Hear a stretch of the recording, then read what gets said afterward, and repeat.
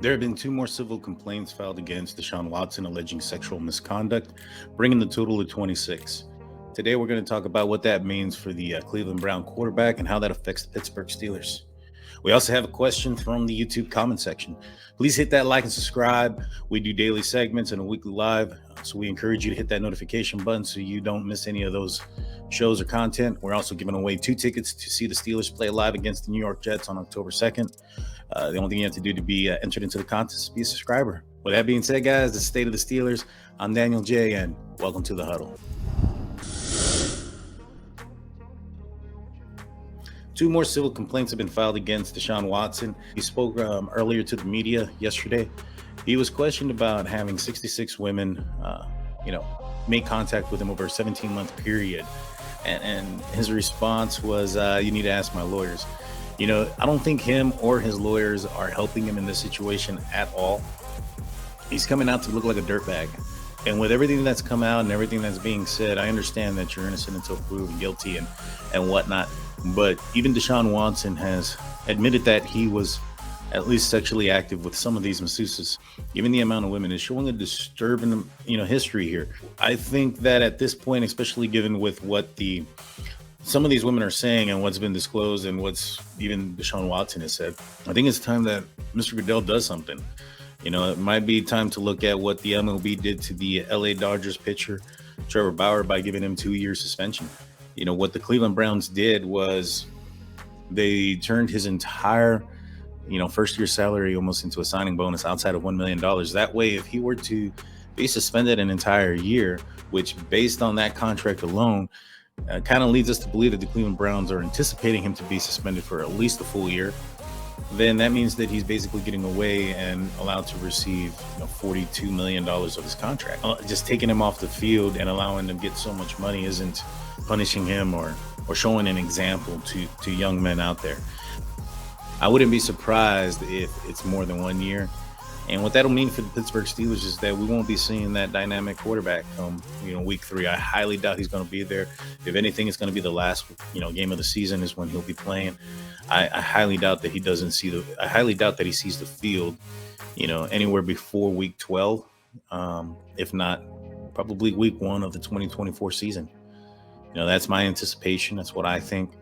And it has nothing to do with him being a Browns quarterback or whatever. I think that the Texans need to be have some kind of punishment as well. It was brought to light that they were aware of what Deshawn Watson was doing. They had the massage ladies sign NDAs and etc. And so it's not like it was a complete surprise to them. They knew what was going on. There's some speculation that when Deshawn Watson requested a trade, that the Houston Texans kind of started this process, but it's kind of gone out of control or snowballed, so to speak.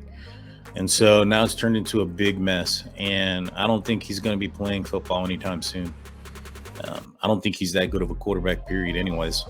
His what he did for the Houston Texans, I believe the couple of years before he played there and the few years that he did play there, the record for the Houston Texans was identical. It was the same win, same loss. So it's not like he was a young Ben Roethlisberger or Aaron Rodgers or anything like that.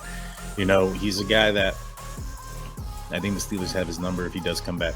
It looks like we'll be playing Brissett, the one-time backup of Tom Brady, one-time Indianapolis Colts quarterback. I think he's a solid guy. There was some rumors that he may be joining the Pittsburgh Steelers this year. Prior to us picking up Mitch Trubisky in the free agency. And so I've looked a little bit into his tape. He's a solid guy, a Ryan Fitzpatrick type of quarterback, meaning that he's going to keep you in some games, but it might be the reason you lose some other ones. So at this point, what I'm going to do is I'm going to answer a question from the YouTube comments. And today's question comes from Lou Dutridge. I hope I didn't, mess up your last name there. But he asked, what's your favorite moments at training camp? When I went, I was watching the hard work of the offensive and defensive line beating on each other, coincidentally seeing Hines Ward his rookie year. Little did I know years later that he'd become my favorite Steeler. That being said, there are so many plays over the years to choose from. Thank you, Lou, and thank you for your comment. Well, Lou, this is going to actually be my first training camp that I'll be attending. I have been wanting to go. I was actually going to go in 2020, but then COVID kind of ruined that. I'll be going this year. This is the first time I'll be going. So please subscribe and like, because I'll be coming out live from training camp, and I'll be posting up videos from what I see and what I can take. The players, especially the quarterback rotation and who's winning that competition. I know everybody's going to want to know those things. I look forward to it. I haven't been to one. This will be my first one this year.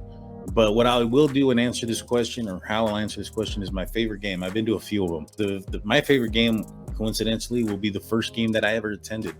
It happened back in 2005. It was the Pittsburgh Steelers taking on the Houston Texans in Reliance Stadium, or what was Reliance Stadium at the time.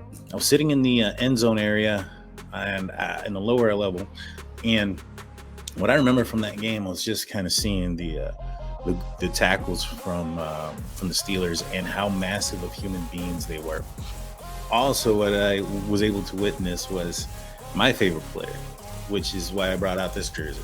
It's a classic. It's kind of old. It's gone through a journey with me, and so it's Troy Polamalu. And so what I remember from 2005 and watching him just kind of destroy Carr and the Houston Texans offense was how fast he was. It was insane seeing him run sideline to sideline, and the way he was able to cover and make moves and just be Troy. It was amazing to see that. In retrospect, later on, looking back, that was a team that would eventually win Super Bowl 40 and beat the Seattle Seahawks, it makes it a little bit more special. Looking back at that 2005 game, the memories that I made, I went with my family. It was a time that I gone right after I had gone out of the Army. It was one that will always stay with me, and I always remember. But as far as training camp moments and stuff like that, I look forward to making those memories, and I look forward to seeing the team, come together this summer in Latrobe. But with that being said, guys, that's going to do it for me. Daniel J. Please hit that like and subscribe button. Don't forget, we're giving away 2 tickets to see the Jets play the Steelers this year, and your opportunity to enter that contest is only 1 click away. Just hit that subscribe button.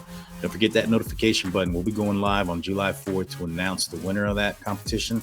You'll have to be on the live feed, so you don't want to miss it. So hit that bell.